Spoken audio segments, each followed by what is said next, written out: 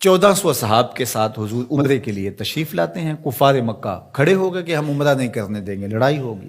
حضرت عثمان غنی رضی اللہ تعالیٰ عنہ کو بھیجا کہ ہم عمرہ کر کے واپس چلے جائیں گے، کوئی لڑائی کا ارادہ نہیں ہے. انہوں نے کہا یہ نہیں ہوگا.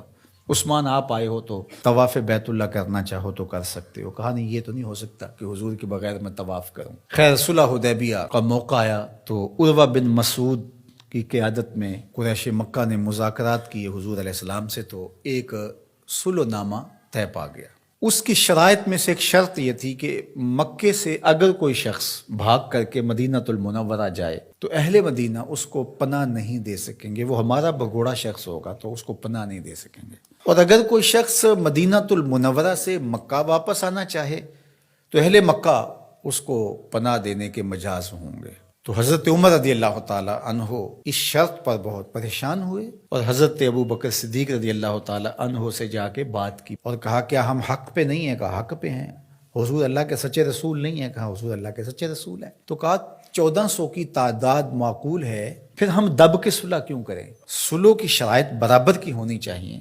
اگر کوئی ان کا بھاگ کر کے آ جائے ادھر سے تو وہ ہم پناہ دے سکیں، اور اگر ہمارا جائے تو وہ پناہ دے سکیں، یا پھر وہ بھی نہ دے ہم بھی نہ دیں.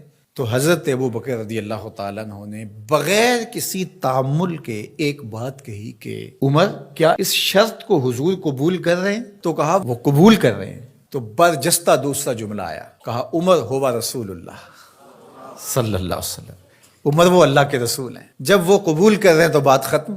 یہ تھا وہ تیقن. اس کو اس مفہوم میں بھی لے سکتے ہیں، عقل قربان کم بپیش مصطفیٰ. یہاں پہ سارے راستے بند ہو جاتے ہیں. یہ ہے وہ یقین. تو کہا ہوا رسول اللہ. یہ برجستہ جملہ ہے جو یقین کی بجلیاں بھر دیتا ہے روحوں کے اندر.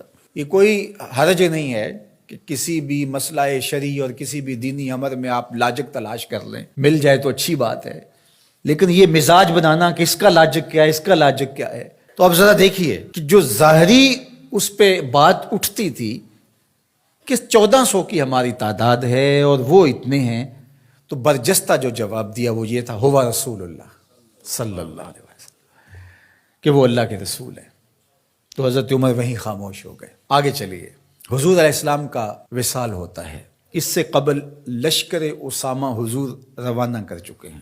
17-18 سال عمر تھی تو ان کی قیادت کے اندر حضور نے ایک لشکر تیار کیا. تو یہ لشکر ابھی جرف کے مقام پہ پہنچا تھا کہ حضور کا وصال ہو گیا. خبر پہنچ گئی تو اب حضرت اسامہ کیسے بڑھ سکتے تھے، واپس آ گئے. تو تدفین کے بعد حضرت سیدنا ابو بکر صدیق رضی اللہ تعالی عنہ جو کہ خلیفہ بنا دیے گئے تھے، انہوں نے جو حکم جاری کیا وہ یہ تھا کہ اسامہ بن زید اپنے ہدف پہ دوبارہ روانہ ہوں. تو صحابہ نے کہا کہ بڑے بڑے جنگی ماہرین اس لشکر کے ساتھ ہیں، تو پیچھے سے اگر حملہ ہو گیا تو یہ نقصان کا سبب اور ذریعہ بن سکتا ہے. لہٰذا حکمت یہ ہے کہ اس لشکر کو ابھی کچھ دیر کے لیے روک لیا جائے. تو میں نے یقین کی بات سیدنا صدیق اکبر کے حوالے سے آپ کے سامنے رکھنا شروع کی ہے.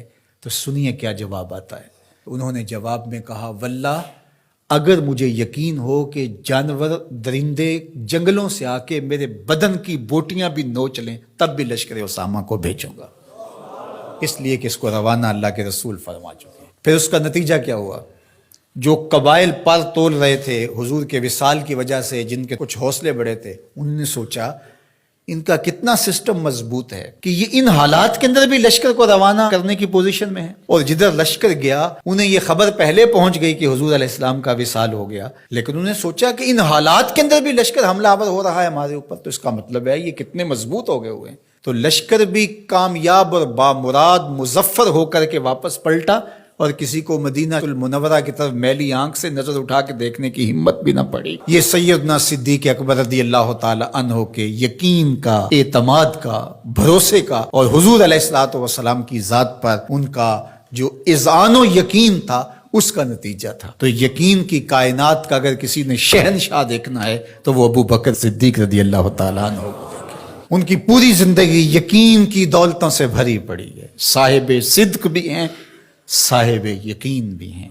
یقین کی جس عظمت پر وہ فائز المرام ہیں، تو ان کی گرد راہ بھی اگر نصیب ہو جائے تو یقین کی دولت